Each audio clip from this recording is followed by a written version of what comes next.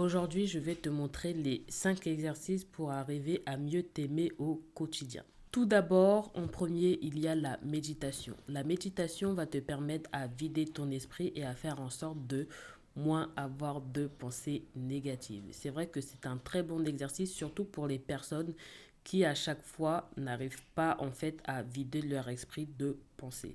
Parce que c'est vrai que c'est très très dur d'arriver à ne pas avoir de pensée même pendant une minute. Est-ce que tu as déjà essayé la méditation? Je t'invite fortement à le faire. Le deuxième exercice, c'est le journaling. Le journaling permet d'exprimer en fait tes ressentis à travers une feuille de papier. C'est vrai que moi, je suis plutôt fan de faire le journaling sur mon iPad, mais après, libre à toi de pouvoir t'acheter un cahier pour le faire également sur un cahier et un stylo. Mais moi, je suis plutôt fan du format digital, mais après, libre à toi de faire comme tu le ressens, parce que les deux, de toute façon, te permettent de faire du journaling. Le journaling va également te permettre de mettre des mots sur certains sentiments que tu ressens parce que parfois il est vrai qu'on peut être bloqué dans notre vie et le journaling va te permettre d'extérioriser certains sentiments que l'on ressent sur une feuille de papier et je te le recommande fortement. Troisième exercice, c'est aller en solo date. Il y a beaucoup de personnes qui n'arrivent pas à pratiquer certaines activités seules, alors que se retrouver soi-même permet de mieux se connaître, apprendre à savoir ce que l'on aime ou que l'on n'aime pas, parce que c'est vrai qu'aujourd'hui, on est souvent principalement accompagné d'amis, de famille ou voire de son partenaire in crime, donc ton amoureux ou ton amoureuse. Donc il est très important de pratiquer certaines activités seule. Les activités que je peux faire seule, c'est manger au restaurant, aller au cinéma. Il y a aussi pratiquer une activité sportive, mais après, libre à toi de choisir l'activité que tu veux faire seule parce que ce se fera en fonction de tes goûts, bien évidemment.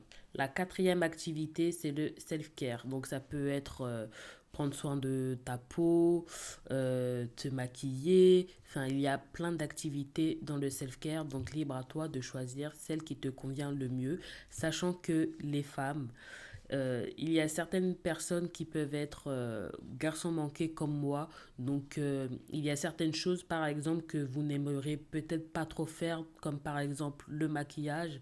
Il y a certaines personnes qui voient ça comme une corvée et je vous comprends parce que je me sens aussi concernée par cela.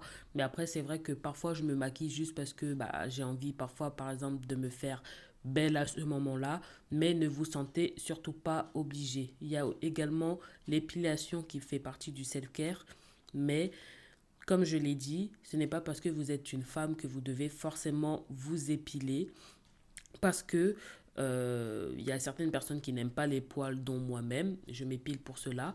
Mais si par exemple tu es en accord avec les poils et que tu ne souhaites pas du tout t'épiler, alors go girl for it, mais ne te sens pas obligé de te le faire. Et la cinquième activité qui est vraiment très importante pour moi, parce que aimer son corps, aimer soi-même passe aussi par là. Donc, c'est avoir une bonne alimentation et pratiquer une activité physique. Peu importe l'activité physique que tu vas pratiquer, mais sache que le corps humain est fait pour bouger et pour avoir une meilleure santé, il faut que tu bouges ton corps. Et ça va de pair avec une bonne alimentation parce que pour être en bonne santé, il faut avoir également une bonne alimentation parce que l'alimentation et l'activité physique, ce n'est pas juste pour avoir un body goal, donc le corps que tu souhaiterais avoir, mais c'est également pour être en bonne santé.